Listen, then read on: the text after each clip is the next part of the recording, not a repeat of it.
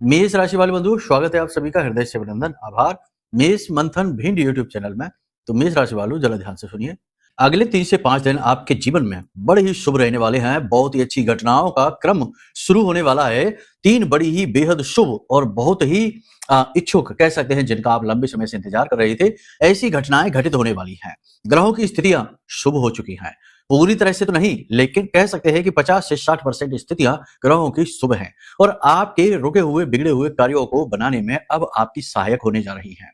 तो महामाई का आभार व्यक्त करते हैं, अपने आराध्य, अपने इष्ट और अपने कुल देवी देवताओं को आभार व्यक्त करते हैं और कार्यक्रम को आगे बढ़ाते हैं। ध्यान से सुनिए, इस कार्यक्रम में हम आपको जो बताने जा रहे हैं वह बेहद महत्वपूर्ण है। इन बातों को बिल्कुल भी हल्के में मत लेना, क्योंकि ये कार्यक्रम समय और काल की मांग के अनुसार है। इस कार्यक्रम में 3 महत्वपूर्ण बातें हैं जो हम आपको बताएंगे।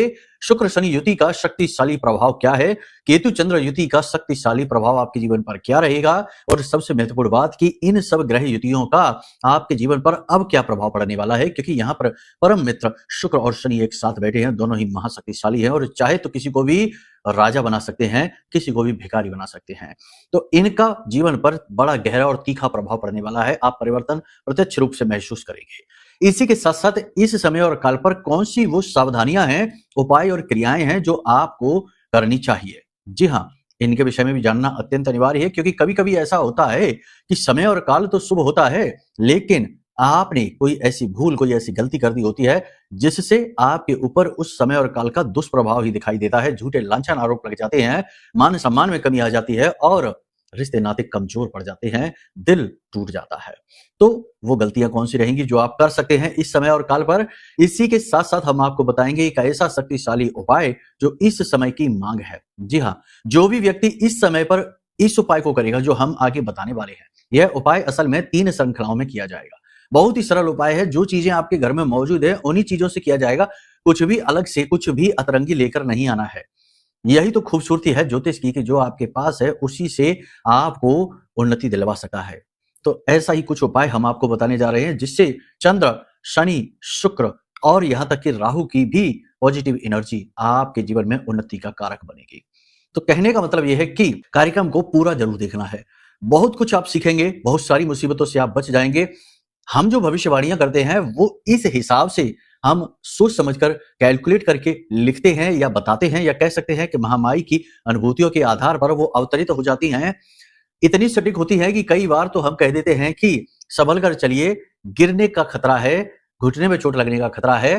तो लोग जब हमसे अपॉइंटमेंट बुक करते हैं, बात करते हैं, तो कहते हैं आपने कहा था गुरुजी की चोट लगेगी, घुटने में चोट लगेगी, और सचमुच में यही हुआ कि हमारे घुटने में ही चोट लग गई और सर्जरी की नौबत आ गई। कहने का मतलब यह है कि बहुत कुछ सोच समझकर और विचारशील होकर और फिर महामाई से निवेदन करते हुए हम भविष्यवाणियां आपके लिए निर्मित करके बताते हैं। तो ज्यादातर भविष्यवाणियां सटीक होती हैं। कुछ हो सकता है इधर उधर भी हो जाए, क्योंकि कई बार जीवन पर अलग अलग प्रकार की, विभिन्न प्रकार की ऊर्जाएं होती हैं जिनका प्रभाव आपके ऊपर रहता है। तो इसके हिसाब से कभी कभी चीजें परिवर्तित हो जाती। सब कुछ ग्रह अनुसार नहीं चलता। आपके कुल देवी देवता की कृपा, आपके पुण्य प्रताप का घड़ा, आपके प्रारब्ध, आपने कितनी पूजा पाठ साधना की है, इससे भी प्रभाव पड़ता है। कहने का मतलब यह है कि बहुत कुछ मैच होगा और बहुत कुछ जो थोड़ा बहुत अगर मैच नहीं होता है तो चिंता की बात नहीं है, वह किसी अन्य भाई बंधु के लिए है। लेकिन इन सबसे कहीं महत्वपूर्ण जो हम अपने हर कार्यक्रम में बताते हैं, जीवन का सार, इस संसार में आप क्यों आए हैं, क्या आपका उद्देश्य है, जीवन की यात्रा क्या है और हम कैसे उस बहुमूल्य खजाने तक पहुंच सकते हैं। इस भौतिक खजाने की, धन दौलत की बात नहीं कर रहे, उस आध्यात्मिक खजाने की बात कर रहे हैं जो कहीं बाहर नहीं, आपके और हमारे अंदर ही छिपा हुआ है। उस ब्रह्म का ज्ञान, उस आध्यात्मिक उन्नति का ज्ञान, ऐसे सूत्र जो कि आपको अद्भुत अनुभव कराएंगे, ऐसे अनुभव जो आप किसी को बता नहीं पाएंगे, ऐसे अनुभव दिलवाने वाले सूत्र, ये भी इस कार्यक्रम में हम आपको बताने जा रहे हैं। कार्यक्रम बड़ा महत्वपूर्ण है, इसे अंत तक जरूर देखना। तो चलिए, उम्मीद करते हैं सारी बातें आप समझ रहे हैं। अब महामाई के दर्शन करिए और कमेंट बॉक्स में पूरे भक्ति भाव के साथ लिख डालिए, जय मां भद्रकाली कृपा करो। साथ ही साथ ये भी लिखिए कि हे महामाई, मैं भी आपके परिवार का हिस्सा हूं, आपका बालक हूं, हम पर कृपा बनाए रखिए। इस प्रकार माई से निवेदन करिए। साथ ही साथ बंधु, आपको हम बता दें कि नवरात्रि फिर से आ रही हैं। 18 तारीख से नवरात्रि प्रारंभ हो रही है। चैत्र नवरात्रि अत्यंत शक्तिशाली पर्व होता है, शक्ति का जागरण होगा। और फिर से हमारी वही आप लोगों से निवेदन है या आप लोगों को सूचना देना है कि जो भी व्यक्ति इस नवरात्रि महानुष्ठान में भाग लेना चाहते, क्योंकि हमारा तो कर्म है, हम तो ये करेंगे ही, हमारा तो अवतरण ही इस संसार में इसलिए हुआ है, तो हम तो करेंगे ही। यदि आपको भी इस महानुष्ठान में भाग लेना है तो वीडियो में नंबर है, इन पर फ़ोन कर लेना। आपको सब कुछ समझा दिया जाएगा कि कैसे आप भाग ले सकते हैं, क्या विधि-विधान रहेंगे, क्या आपको उपाय करने होंगे, सावधानियाँ रखनी होंगी, सब कुछ विस्तार से आपको समझाएँगे, चिंता की कोई बात नहीं है। तो इन सब विषयों को जानने के लिए नंबर है, वीडियो में दे रखे हैं, धाम के ही नंबर हैं, फ़ोन कर लीजिए, सब कुछ आपको बताएँगे। तो चलिए अब अपने मूल विषय को शुरू करते हैं। जय माई की। बंधुओं, ज्योतिष और तंत्र विद्या के क्षेत्र में आचार्य अमित एक जाना माना नाम है। पूज्य गुरुदेव के साधनाओं और ज्योतिष विद्या के अनुभव बेहद दिव्य है। जी हाँ, पूज्य गुरुदेव ने जिसकी भी कुंडली का विश्लेषण किया और कुंडली के अनुसार उसे सटीक उपाय व महामाई माँ बगलामुखी की विशेष कृपा दी, उसके जीवन में सकारात्मक बदलाव तो आ ही है। फिर चाहे समस्या कितनी ही कठिन क्यों ना हो, समाधान तो अवश्य हुआ है। अब ऐसे में यदि आप भी अपने जीवन की किसी बड़ी समस्या से जूझ रहे हैं, जैसे कि कर्जा बढ़ता ही जा रहा है, काम धंधा और व्यापार सब रुक चुका है, रिश्ते नातों में तनाव हद से ज्यादा बढ़ गया है, पूरा जीवन ही नकारात्मकताओं से भर गया है, तो ऐसे में यही सही समय है जब आप श्रेष्ठ गुरु से मार्गदर्शन प्राप्त करें और जीवन के अंधकार को समाप्त कर दिव्य प्रकाश की ओर कदम बढ़ाएं। वीडियो में दिए गए नंबरों पर तुरंत संपर्क करिए और अपनी कुंडली का विश्लेषण व समाधान पूज्य गुरुदेव के द्वारा करवा लीजिए। देर ना करें, आपके देवी देवताओं के आशीर्वाद से ये मौका खुद चलकर आपके पास आया है, इसे गंवाना नहीं है। अभी फोन करें और गुरुदेव से मार्गदर्शन प्राप्त करें। महामाई आपका कल्याण करें। धन्यवाद। तो सबसे पहले बात करते हैं ग्रह गोचरों का आपके ऊपर प्रभाव। देखो, सबसे बड़ी बात यह है कि शुक्र और शनि की युति का तो लाभ मिलेगा ही मिलेगा आपको। 2-3 तरीके के लाभ रहेंगे। इसी के साथ-साथ मंगल जो बद्ध होकर बैठा था, बुध और शुक्र युति के कारण वह भी अब अनुकूल हो चुका है। यानी कि अब मंगल पॉजिटिव है, सूर्य को पूरा बल दे रहा है। यहाँ पर सूर्य का भी बल बढ़ेगा, मंगल तो उसके अनुकूल है ही, साथ ही साथ शनि शुक्र युति भी अत्यंत प्रबल हो गई है और चंद्रमा केतु के साथ मिलकर सकारात्मक प्रभाव आपको देगी ही। कहने का मतलब यह है कि बहुत सारी पॉजिटिव चीजें होंगी, कुछ नेगेटिव भी होंगी। जरा ध्यान से सुनना। बस यहाँ पर एक चीज याद रखना है कि कुछ बातें ऐसी होंगी जिनके विषय में आपको मौन रहने की आवश्यकता होगी। किसी से भी इस विषय और इन चीजों के बारे में चर्चा नहीं करनी है। सबसे पहली चीज यह है कि आपके जीवन में धन का आगमन होगा। कहीं से भी आए, कैसे भी आए, अगले 3 से 5 दिनों में धन का आगमन होगा और यह होगा शुक्र की इस युति का सबसे पहला प्रबल प्रताप जो आपके जीवन में होगा। अब एक चीज यहाँ पर फिर ध्यान से सुन लीजिए कि अगर आपकी जन्मपत्री में शुक्र की स्थिति खराब है या फिर आपकी जन्मपत्री में 7वां, 10वां, 11वां या दूसरा भाव खराब होकर बैठा है, किसी न किसी पाप ग्रह से दृष्ट है, दूषित है, तो फिर स्थिति ये हो सकती है कि धन का आगमन हो तो, लेकिन वैसा ना हो जैसा आप सोच रहे हो, या फिर हो सकता है कि धन का आगमन हो ही ना, बस उम्मीद बंधकर रह जाए। तो ये दोष आपकी जन्मपत्री के हैं। सबसे अच्छा समाधान जो आपको मिल सकता है वह आपकी जन्मपत्री से ही आपको मिलेगा। जन्मपत्री आपके जीवन का रोड मैप है, आपके जीवन के सूत्र है, किस आधार पर आपको जीवन जीना चाहिए, कैसे जीना है, कैसे नहीं जीना है, क्या छोड़ना है, क्या पकड़ना है, सारी बातें विस्तार से जन्मपत्री में बताई जाती हैं। तो आप जन्मपत्री अपनी दिखाएंगे तो और ज्यादा बेहतर तरीके से उन्नति, तरक्की प्राप्त करेंगे, मानसिक शांति भी आपको मिलेगी। यहाँ पर 2-3 बातें हैं जिनका आपको ध्यान देना है। आत्मविश्वास आपका बढ़ेगा, लेकिन अति आत्मविश्वास खतरनाक होगा।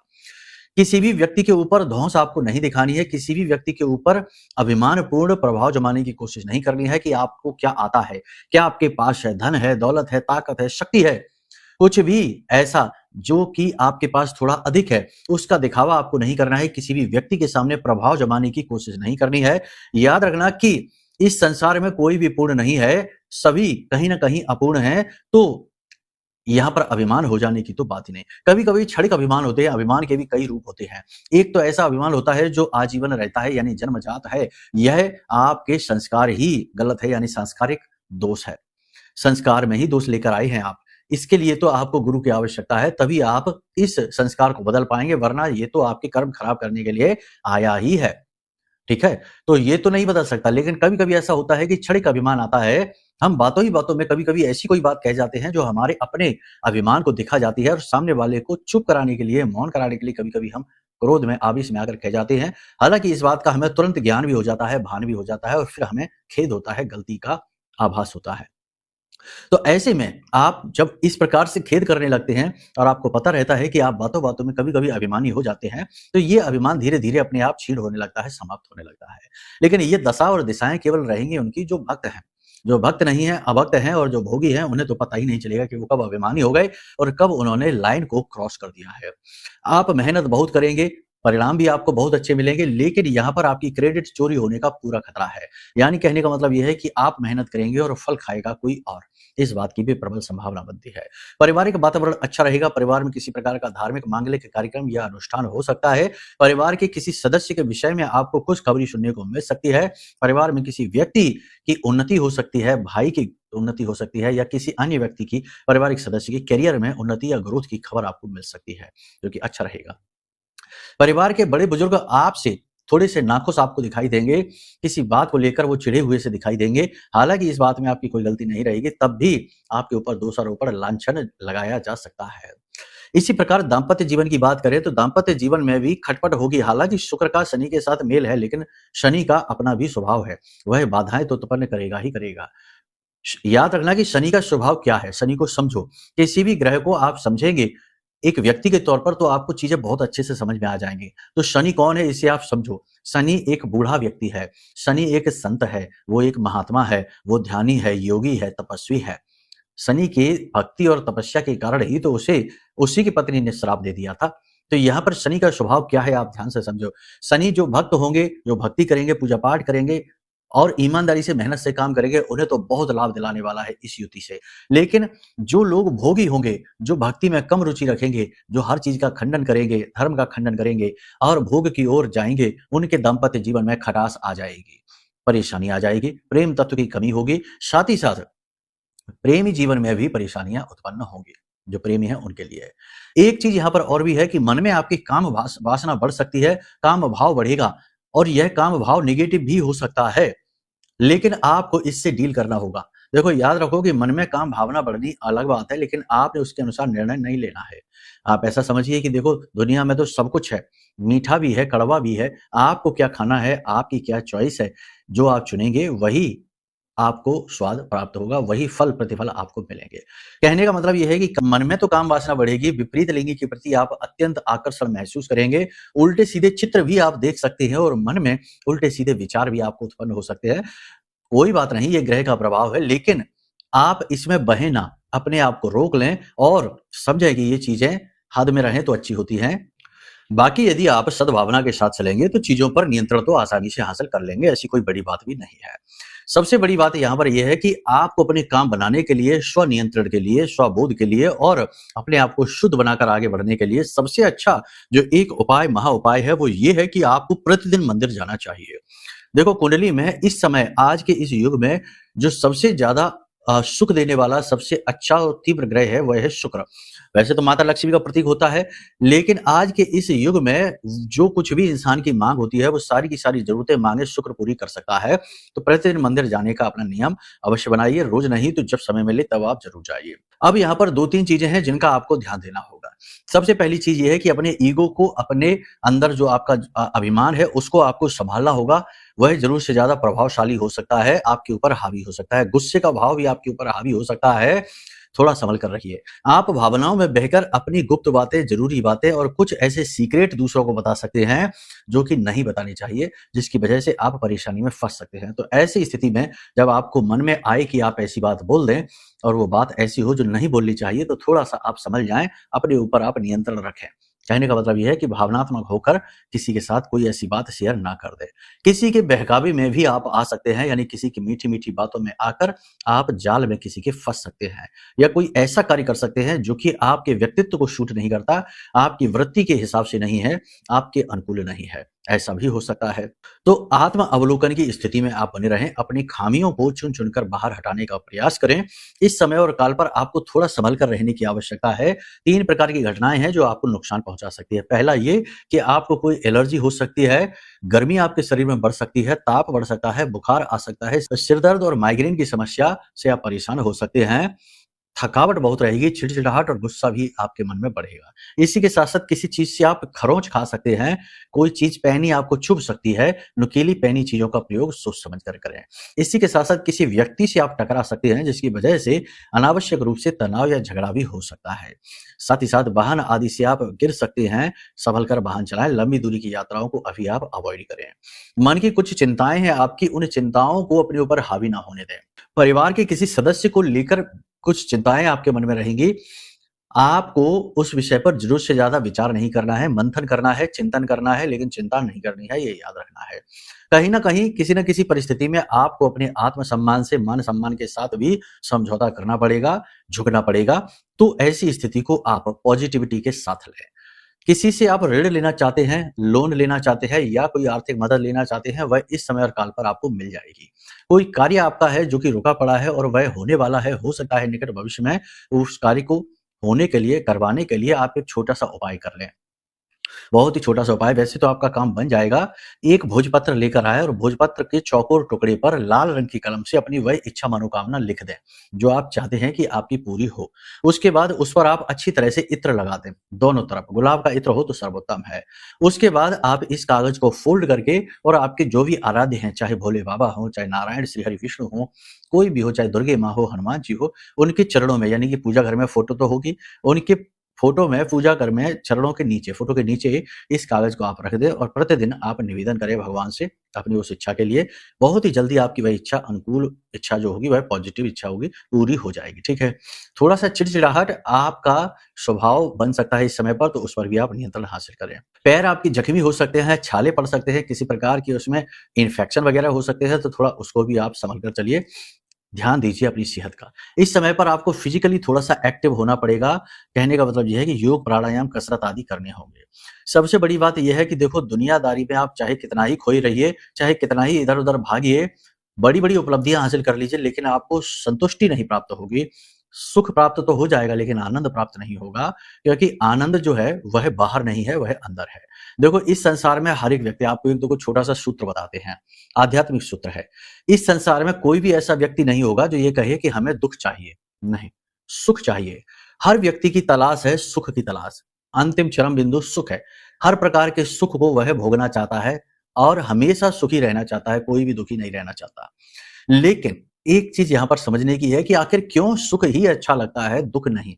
क्यों सुख की तरफ ही आकर्षित होते हैं, दुःख की तरफ नहीं? क्योंकि असल में जिस सुख को हम तलाश रहे हैं, सुख ही हमारा मूल स्वभाव है।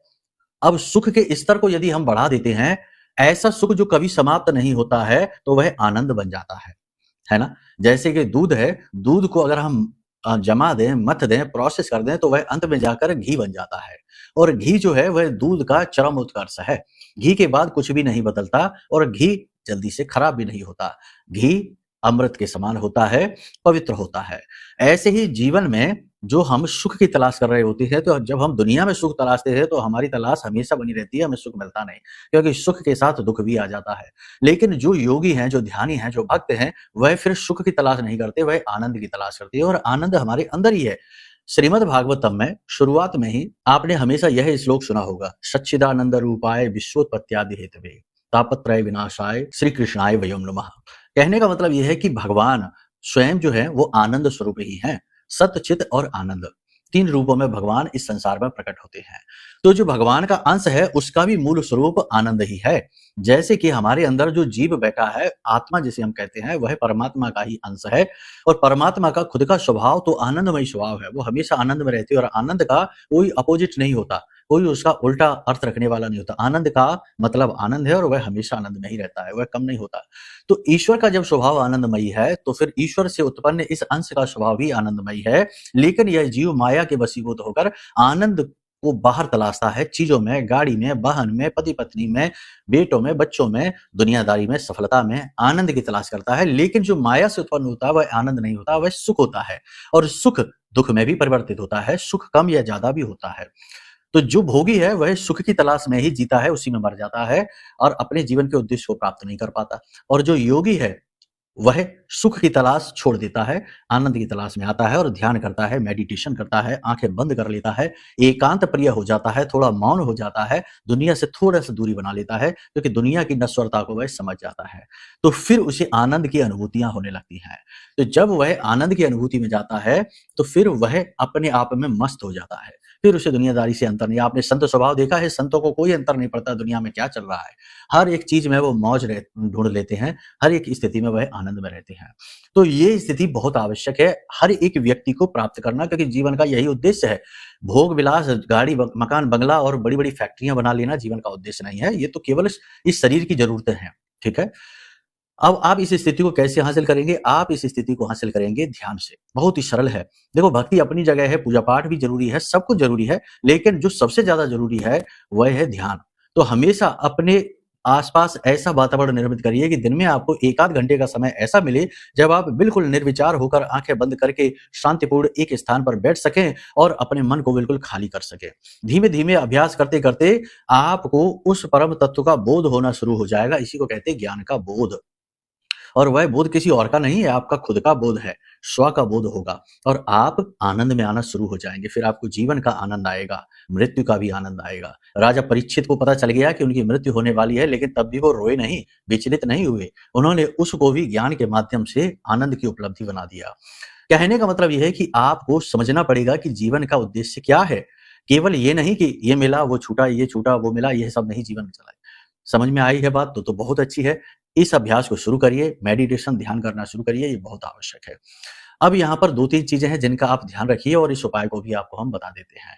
सबसे पहली चीज़ ये है कि अपनी बातों को किसी को नहीं बताना है। इस समय और काल पर आपको क्या मिल रहा है, यानी कि आपके काम बनने शुरू हो गए हैं, उपलब्धियाँ मिलनी शुरू हो गई हैं, इसके विषय में भी लोगों से चर्चा नहीं करनी है। इसी के साथ-साथ आपका कोई नया रिलेशनशिप बना है, आपकी कहीं कोई नई डील हुई है, कुछ उपलब्धियाँ आई, धन आया, जीवन में पैसा आया या कोई अच्छी घटना आपके जीवन में घटित हुई, इसके विषय में भी सोशल मीडिया पर पोस्ट ना करिए, किसी को भी कुछ ना बताइए। समय आने पर अपने आप चीज़ें लोगों को पता लग जाएँगी। क्योंकि आजकल का जो वातावरण है, यह बड़ा ही कलियुगी वातावरण है। यहाँ लोग अपने दुःख से नहीं, दूसरों के सुख से दुखी हैं। तो आपके भी सुख से दुखी हो जाएँगे और आपको बड़ी जल्दी नज़र लग जाती है। आपके काम रुक जाते हैं, अटक जाते हैं। इसलिए जो अच्छी घटनाओं के क्रम शुरू होंगे तो मौन रहिए और अपना ख़्याल रखिए, अपने आप को समझिए, अपने आप को पालिए, अपने ऊपर रहम करिए, अपने आप को अच्छी तरीके से नॉरिश करिए। कहने का मतलब ये है कि अपने आप को विकसित करिए, अपने शरीर को भी विकसित करिए, अपने मन, अपने विचारों को भी विकसित करिए। यही जीवन का उद्देश्य है। अब बात करते हैं उपाय की। देखो शुक्र का प्रबल प्रभाव है इस समय और काल पर, तो शुक्र से जुड़ा उपाय आपको बता देते हैं कि इस समय और काल पर आप चांदी की एक डिब्बी ले लीजिए, उस डिब्बी में थोड़ा-सा आप गंगाजल डाल दीजिए, थोड़ा-सा आप इत्र डाल दीजिए और थोड़ी-सी केसर डाल दीजिए और थोड़ा-सा आप शहद डाल दीजिए। इस चांदी की डिब्बी को आप घर के अपनी नॉर्थ ईस्ट में यानी ईशान कोण में रख दीजिए और प्रतिदिन इस डिब्बी में से तिलक आपको करके घर से बाहर निकलना है। तिलक आप कैसे करेंगे? अपने माथे पर और अपने गले में और अपनी नाभि पर लगाएँगे। ये हम आपको बता चुके पहले भी। इसी के साथ-साथ रात्रि को जब आप सोने जाएँ अपने बिस्तर पर, तो इसी में से सामग्री लेकर अपनी हथेलियों पर भी मलना है और फिर अपने चेहरे पर भी स्पर्श कराना है। इसी के साथ-साथ अपने पाँव के तलवों पर भी इस सामग्री को मलना है और उसके बाद आपको चैन की नींद सो जानी है। हमेशा याद रखना कि ईश्वर ने जो भी कुछ आपको दिया है उसके लिए ईश्वर को धन्यवाद देते हुए सोइए और जब जागें तो उस समय पर भी नए दिन को देने के लिए, नए जीवन को देने के लिए भगवान को धन्यवाद अवश्य दीजिए। फिर देखिए जीवन कैसे शुद्ध होता है, कैसे आनंदमयी हो जाता है। ठीक है? तो चलिए उम्मीद करते हैं सारी बात आपने समझ ली है। अब यदि मन में कोई प्रश्न उठे, जैसे कि कुंडली का आकलन कराना है या फिर माई का यह महारक्षा कवच लेना है, जो कि आपकी सुरक्षा के लिए इस कलयुग में सबसे शक्तिशाली सुरक्षा आपको देने के लिए बनाया गया है। ब्रह्मास्त्र विद्या माँ बगलामुखी की सबसे शक्तिशाली मंत्रों से जागृत है, अभिमंत्रित है। ये कवच लेना है या फिर कुछ और जानना है तो कोई बात नहीं, नंबर वीडियो में है, फोन कर लीजिए, सारी बातें आपको समझा दी जाएंगी। ठीक है? तो चलिए प्रेम से बोलिए जय माई की, जय माँ बगलामुखी। हमारे प्रिय और परम पूज्य आचार्य जी ने अपनी साधनाओं के अनुभवों पर आधारित शक्तिशाली उपाय और क्रियाओं के माध्यम से हजारों लोगों के जीवन को पूरी तरह से बदला है। आचार्य जी के द्वारा बताया गया हर एक उपाय इतना सटीक और कारगर होता है कि जो भी इसे पूरे भाव के साथ कर लेता है उसे साक्षात महामाई की कृपा और आशीर्वाद प्राप्त हो जाती है। इसलिए निसंकोच इन उपायों को पूरे भाव के साथ करिए, आपका कल्याण होगा। जय माई की।